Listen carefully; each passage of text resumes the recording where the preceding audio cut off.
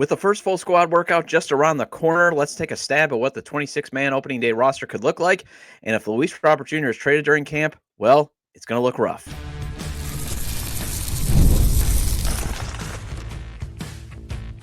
You are Locked On White Sox, your daily Chicago White Sox podcast. Part of the Locked On Podcast Network, your team every day. Hello, I'm your host, Todd Welter, a lifelong Sox fan and the set expert of SouthsideShowdown.com, part of the FanSided Network, and also I've covered Major League Baseball for outlets such as the Associated Press, and thanks for making Locked On White Sox your first listen every day, part of the Locked On Podcast Network, your team every day. Make sure to hit the like button on today's episode. Subscribe to the YouTube channel at Locked On White Sox if you've not done so already, and also follow or subscribe to the show wherever you get your podcasts. Again, I'm still convinced that the White Sox front office wants to trade Luis Robert Jr. before opening day, and if that's the case, this lineup is going to look like something out of Major League, the movie. Let's discuss in the first segment my first shot at the White Sox opening day 26-man roster in that instance. Then the Athletics prospect expert Keith Law was on the Sox Machine Podcast, and he made an interesting comment that maybe the total decay of the franchise was more on Kenny Williams than Jerry Reinsdorf. And finally, Joey Gallo has agreed to a minor league deal with an invite to camp. I'll discuss how this sort of makes sense to Adam. Today's episode is brought to you by FanDuel. Right now, new customers can get $150 in bonus bets if your first $5 bet wins. Download the app or head to FanDuel.com to get started. Okay, so here's my PSA on my version 1 of the opening day roster, okay? It's, first of all, just based on to, jump into, some conclusions. Like, for example, at catcher, every dayers, you've heard me make this point, and it's worth repeating.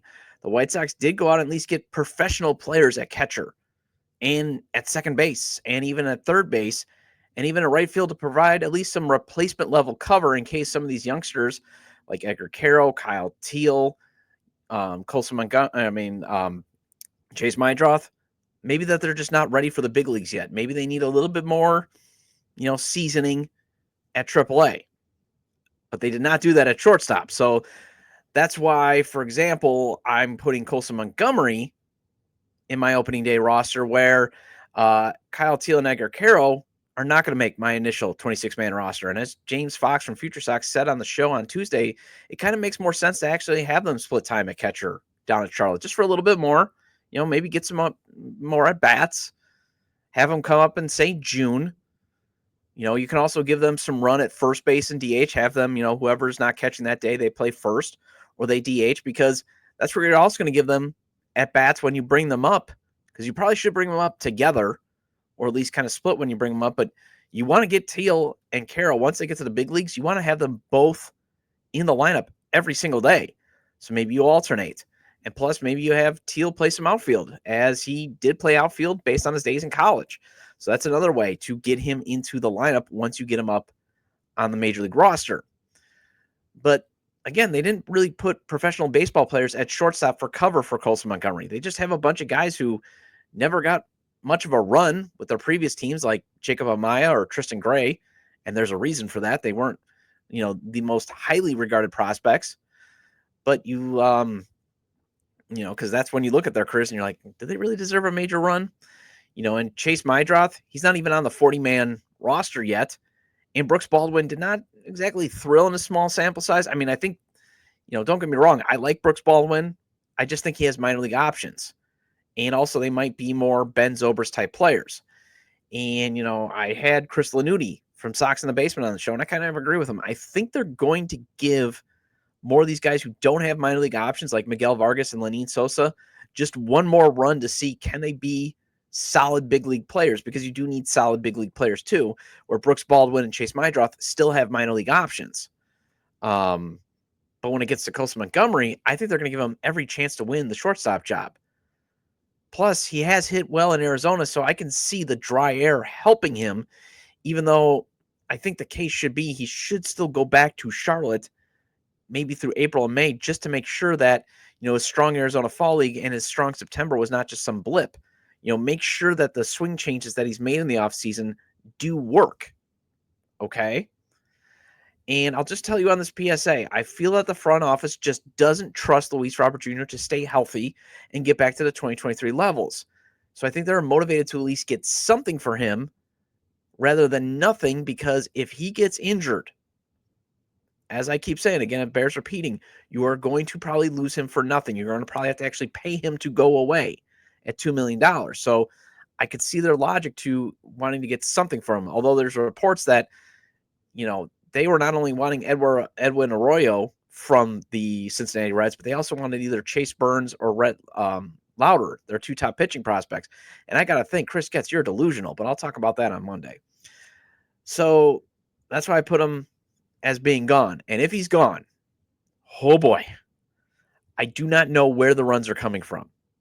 Because even an injured Luis Robert Jr. is still one of your most talented players that you have.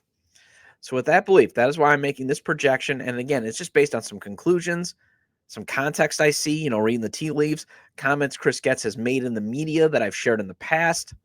And again, Chris Lanuti's point when he was on the show on, the co-host of Sox in the Basement, that they might give some guys just one more shot. And also, I'm going to probably do this again a month from now and likely before opening day. So this is just version 1. So that's my PSA.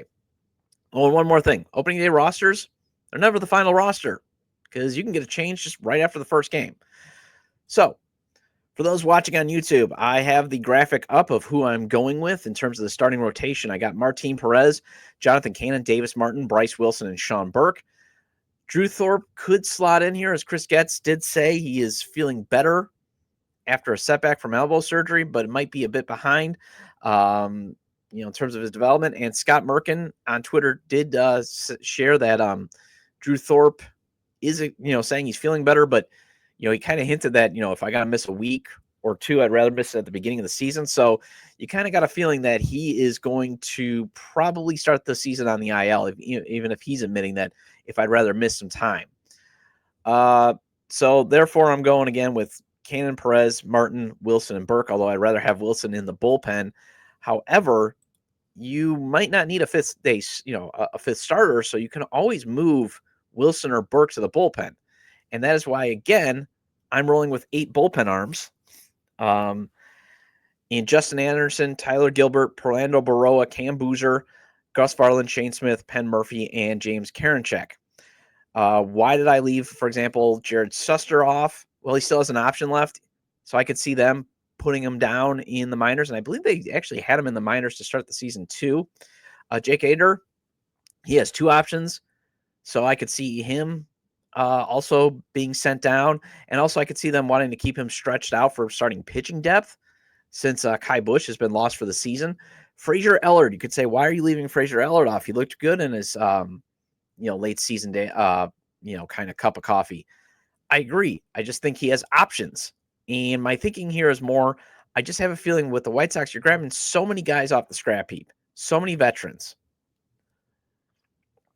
that I think they want to do asset showcasing.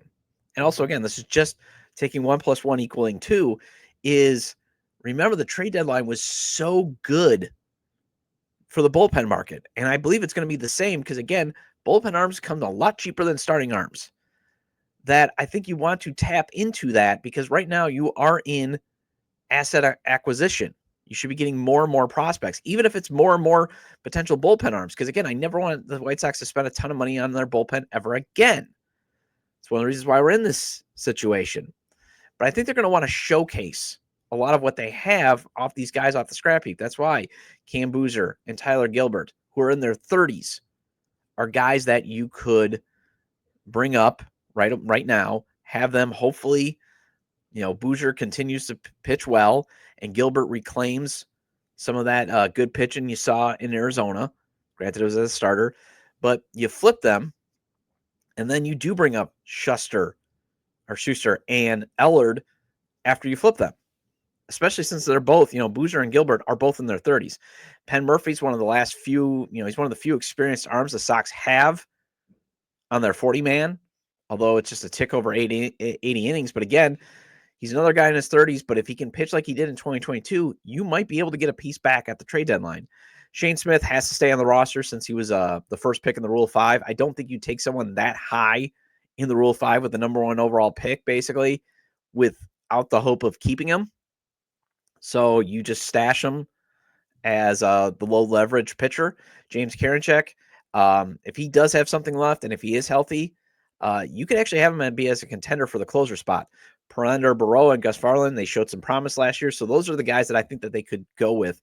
And those are definitely guys that you want to make sure that you're getting innings that are part of your long-term rotation. I just think with Allard and Shuster, who I think could be part of the bullpen, I meant with Barreau and Varland, I think they could be part of that too. It's just they have some options that you can be more patient with them. You can throw them in AAA. And then obviously, also on the flip side, if Boucher and Gilbert are terrible, have a short leash with these guys. And Murphy, have a very short leash. Don't do what you did last year with Dominic Leone and Steven Wilson and Tim Hill and John Brebbia. If they're bad and if they're bad for like 2-3 weeks, get them up out of here. DFA them. So my PSA made it clear that I think Lee and Theis are going to be your catchers, just to buy Caro and Teal more time.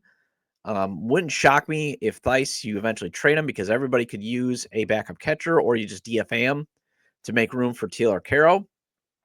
Infield, again, I just said a few minutes ago why I think Colson makes the team. I think they give Vargas and Sosa one more run. However, again, the leash should be short, especially since you have Mydroth waiting in the wings. Josh Rojas is another guy that I would give a very short leash with too. Again, I don't want him being rammed down our throats like Nicky Lopez was if he's not producing. I think Brandon Drury makes it based on his experience and power ability. Outfield, again, we're going all veterans here with the hope that 3 of these guys can be flipped for a prospect with the reliever floor. But if LRJ stays, you can see I have the little warning there for those watching on YouTube. If he stays, I do think they still carry 5 outfielders, and you just move Ramos off off of DH. And then, because Will Venable did say the other day he doesn't have a specific, like, this guy is going to be our DH plan. Although Ramos does make sense since he showed signs that he can hit in the big leagues. He's got some promise. You just want him to see the drive the ball more. But if you are having him come up to the big league roster, it is better to not have him sit behind Vargas. So just make sure you get him at bats. Plus, he's got an elbow issue that they're saying is at least impacting his ability to throw, but is going to impact his ability to hit. So DH would be a good spot to still get him reps at the plate. Although I could see Bobby Dolbeck winning the DH spot if he does hit some dingers, since Ramos is 22 and does have an option left. Also, Joey Gallo, who I'll make make a case for in the third segment, he could get that spot at DH. So, like I said, it looks like something out of Major League if Luis Robert Jr. is not there, because there's just no star power. And also, again, for those watching on YouTube, where do you see who's the all-star if Luis Robert Jr. doesn't make it? I mean, if Luis Robert Jr. is not on the team. Because if Luis Robert Jr. at least is healthy and hits even, say, 240 and 20 home runs or 15 home runs by the All-Star break, he's going to be your All-Star representative. Otherwise, it's going to be really hard to find somebody worthy of even being an All-Star. And again, I had Jordan Lazowski on the show yesterday talking about, like, you look at that projected roster and you're like, how is this team even going to win 42 games? But again, variance, stuff like that. Well, the Athletics' Keith Law was on the Sox Machine podcast with Jim Margulis, and he had 2 interesting sound bites on how the Sox got so far behind as an organization, especially in scouting and player development. It got me thinking how he phrased it. Have you and I been putting too much blame on owner Jerry Reinsdorf and not enough on former front office head Kenny Williams? Let's discuss that next on Locked On White Sox. When the game tips off, the NBA action is just getting started, and there's no better place to get in on it than FanDuel, America's #1 sportsbook. With FanDuel, you can place live bets throughout the game, so even if you miss the opening tip-off or want to bet on a fourth-quarter comeback, you can stay in the action. And if you're looking for a bigger payout, you can even combine your live bets into the same-game parlay. And I always maintain FanDuel's traditional spreads, money lines, and over-unders, they're fun to play. But if you want to hit big or at least double your money, the futures, the parlays, and the props, that's the way to go when you're playing FanDuel. And right now, new FanDuel customers can get $150 in bonus bets if your first $5 bet wins. Just visit FanDuel.com to join today. That's FanDuel.com for your shot at $150 in bonus bets. Make every moment more with FanDuel, the official sports betting partner of the NBA.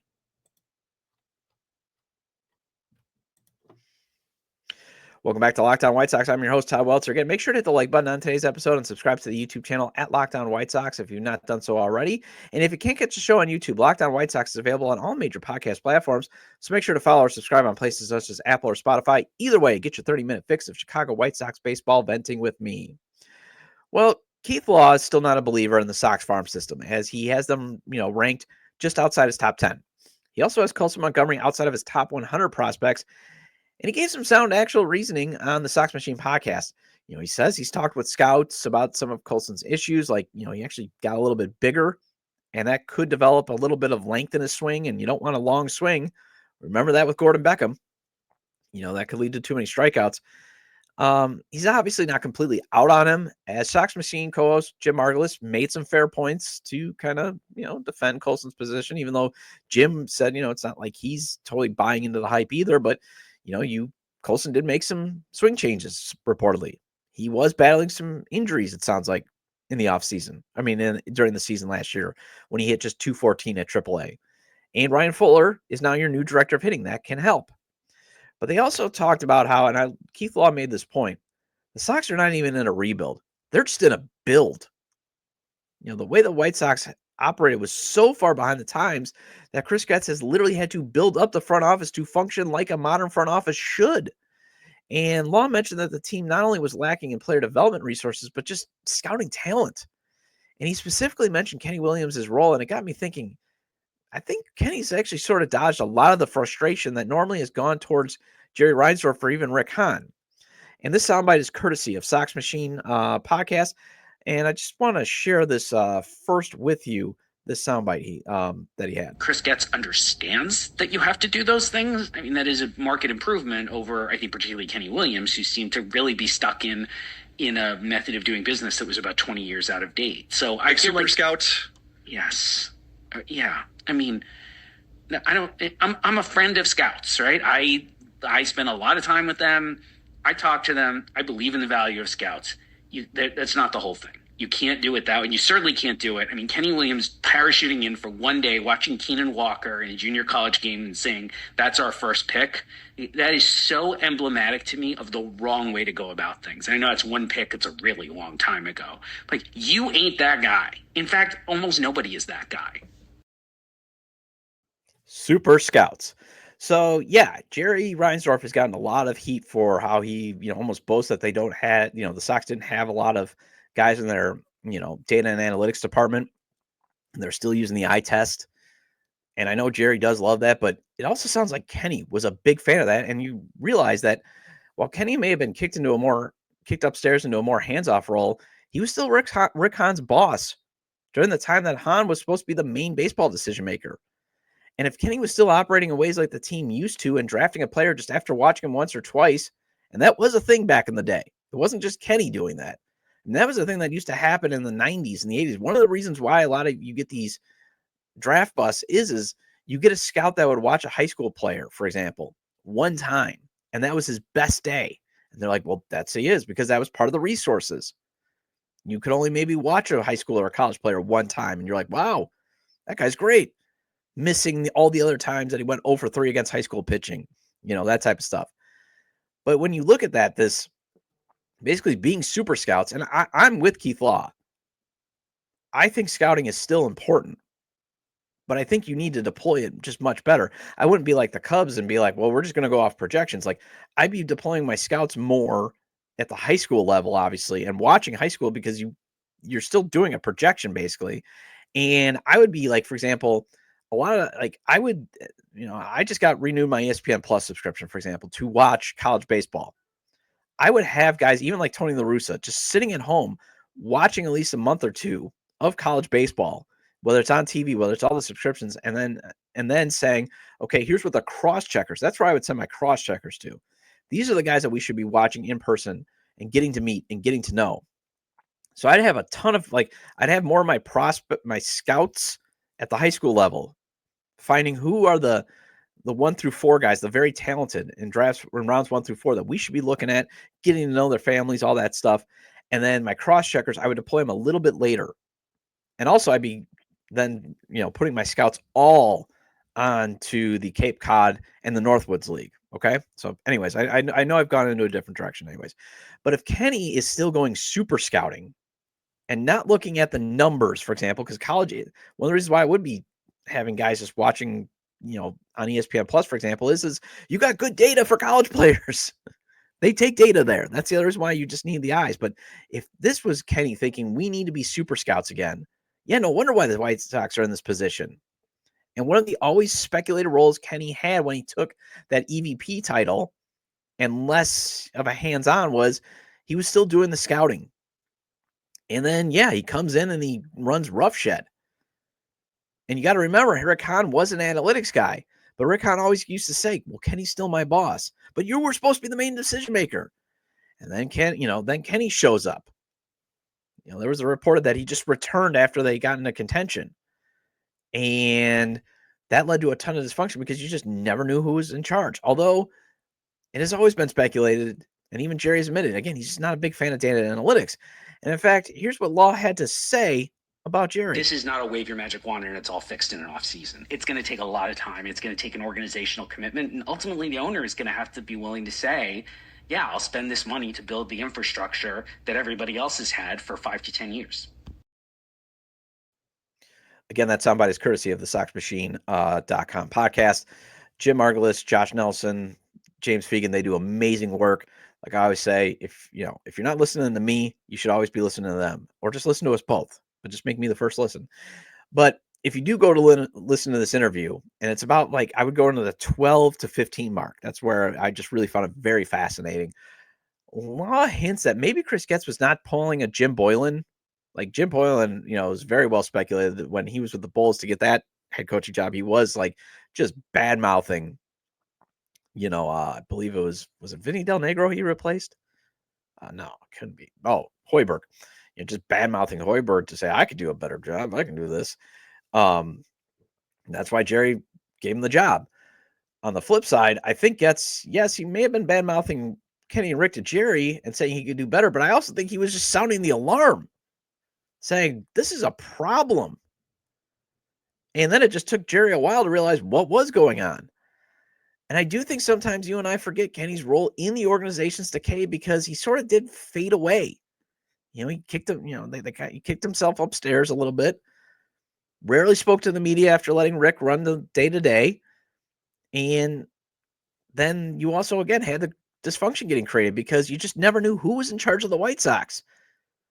Rick was the front office voice, clearly, but after the Tony La Russa hiring over A.J. Hinch, Rick Hahn not quitting in protest, he should have, you got the idea he wasn't in charge. And it was not like Kenny ever went in front of the microphone and made it known that Rick was still in charge of the roster or Kenny's in charge of the roster. And Kenny saying you can't talk about the, La Russa because it takes him to a dark place makes you wonder if, again, Tony was in charge all along when he came back. And you're seeing Jerry embrace what Getz is doing, and maybe took losing 121 games for him to do that. But you're kind of seeing that Jerry maybe, if he loved Kenny like a son, and Kenny made the same recommendations that Chris Getz made, you would think Reinsdorf would buy in. Although, again, losing 121 games may have finally got Jerry to realize we got to update this front office. But the reason why we still give Jerry plenty of the frustration is he's still around, and he does deserve a lot of your anger and frustration. But remember, Kenny played a role in this too. Well, Joey Gallo has been added on a minor league deal with an invite to camp. Let's discuss why adding him actually makes some sense. We'll discuss that next on Locked On White Sox.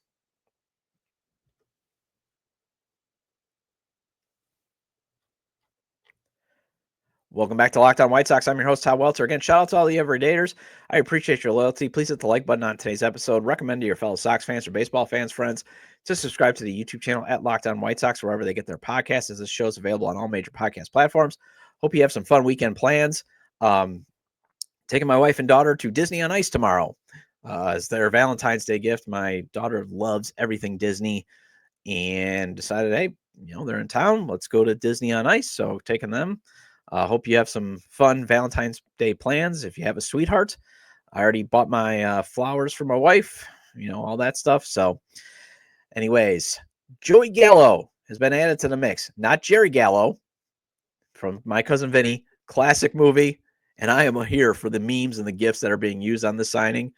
Although one of my bosses at Fansided, because I am the site expert at Southside Showdown, Thomas Carantini, was like, rock bottom for Joey Gallo. And I'm like, dude, I'm in the chat. But he's like, well, it's not more so the White Sox, but I was like, it kind of is rock bottom because, yeah, it's rock. He was thinking it's more rock bottom because now he's on a minor league deal. But I'm like, he's on a minor league deal with the White Sox. You can't hit any more rock bottom. And this would have been a great signing 4 years ago. So maybe Kenny Williams is still lurking in the shadows because remember how Kenny used to sign all these great players well past their primes. And that's when Gallo, remember in 2021, he was making all-star teams, crushing home runs with frequency despite hitting 200. And Gallo to me has always been the best way to explain how data and analytics has changed, especially how Moneyball 101 has changed over the years. Because he's a career 194 hitter, but his career OPS is 775. And that's where, again, front offices more and more now are focusing on OPS. And especially how you've seen it now start to evolve and turn is most of that 775 OPS is made up of a career 456 slugging percentage. So yeah, you want to hit the ball hard, as now is kind of being looked at. Although his on-base percentage is over 300, although it's 21% below, that good range of 340. But, he's kind of like, again, that modern day of launch the ball, the three final, the three, black and white results of you hit a home run, you walk, or you strike out. But his power's been in a funk ever since going to New York midseason in a 2021 trade that because the Rangers traded him. But still can't hurt to kick the tires on Gallo, especially since he could still, in theory, provide left-handed power off the bench.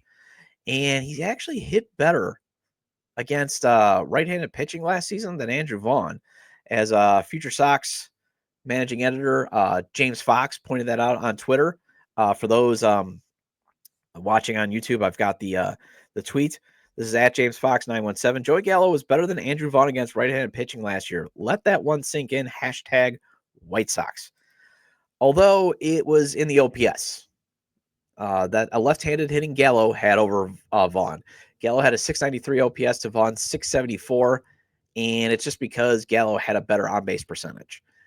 But still, this is the second straight edition where the Sox have added a hitter that strikes out a ton. Michael A. Taylor, he whiffs a lot, and so does Gallo. Gallo has a career 38% strikeout percentage. But when you're still in the early stages of a rebuild, or as Keith Law said on the Sox Machine podcast, just a build, these are the moves you make. You sign former power hitters like this just to see if there's still some pop left in the bat. And I know some of you don't like it when I mention the Brewers, but I covered that franchise when they were at their lowest, and they did bring in guys like Brooks Kieschnick and Russell Branyan and Gabe Kapler, although Gabe was in 2008 when they actually did go to the wild card. But they brought those guys in to kick the tires just to see if they could give, even some entertainment value. And Russell Branyan, trust me, could give entertainment value. I think he hit a 460-foot home run once. So, these are the things you do to try to find power, because you're shopping at the discount rack. You're shopping, trying to find that, Under Armour or Nike polo. Like that, I try to find sometimes at Kohl's that's like $5. But usually you're ending up getting like the off-brand stuff, or it has a tear in the armpit that you didn't see. But that's where they're shopping. So Gallo is 4 years removed from a 38 home run season. He had 2 40 home run seasons in Texas. And he went to New York, and it seems like he just never dealt well with the pressure cooker there. And I don't know if that's really messed him up. And he's never been a hit for average guy. His bat to ball skills are terrible. But when he gets a hold of one, he's usually crushing it a long, long way. And if you're skeptical of a power revival happening in the White Sox, remember Paul DeJong, he was in a power outage for 3 seasons, comes to the South Side last year, and he rediscovers his pop. For Gallo's career at right field, he's a 778 OPS with a 440 career slug, although just 5 home runs in 22 games. Also, Gallo will miss time. He's had injuries. I think he's only had like 4 seasons where he's played over 100 games. But again, there's nothing wrong with this 1-year deal. And he's definitely going to hit well when the count is in his favor. Like that's if you look at his splits on Baseball Reference, he actually like hits over 300 when the count is 1-0, 2-0, 3-0. He's actually a high average hitter. It's just once the count gets away from him, then he's, oh boy. He does have 44 career bombs on the first pitch too, so he's going to swing early and often. But where this makes the most sense is you get a chance for a power resurge from a left-handed bat, and the Sox don't have that possibility right now, either on their 40-man roster or on their non-roster invites after letting Gavin Sheets go. And you want to talk about the theory of a power left-handed hitter, that was Gavin Sheets to a T. Because you have Bobby Dolbeck and Brandon Drury in camp on NRIs, but they don't hit left-handed. They're right-handed. So adding Gallo gives the Sox a chance to have a power bat, on the bench that is left-handed because, as you saw in my opening day 26-man roster, the only left-handed bat right now on the bench is Matt Thaiss. Well, that wraps up this edition of Locked On White Sox. Thank you for making Locked On White Sox your first listen today. For your second listen, find Locked On MLB. Baseball guru Sully brings a daily blend of humor and baseball, keeping you updated on every rumor and story throughout the offseason. Find Locked On MLB on YouTube or wherever you listen to your podcast. I'll be back on Monday to discuss if Chris Getz is delusional in his asking price for Luis Robert Jr. and some players that might be getting overlooked who could make the opening day roster. And feel free to leave comments about today's discussion.